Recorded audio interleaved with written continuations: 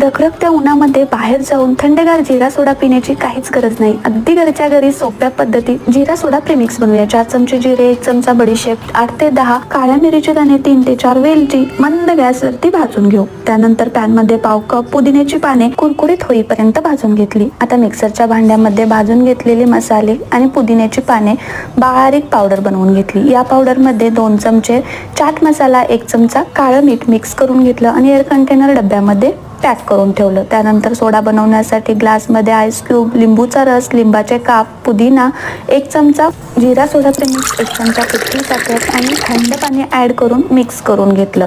त्यानंतर दुसऱ्या प्रकारासाठी आईस क्यूब, लिंबूचा रस, पुदिना, लिंबूचे काप, जिरा सोडा प्रेमिक्स, पिठी साखर, सब्जा आणि त्यानंतर तिसरा सोडाचा प्रकार बनवण्यासाठी सेम प्रोसेस बनवली. यामध्ये सायट्रिक ऍसिड, खाण्याचा सोडा ऍड करून थंड पाणी ऍड केले. डिटेल रेसिपी पाहण्यासाठी स्क्रीनवर आलेल्या त्रिकोणी बटनावर क्लिक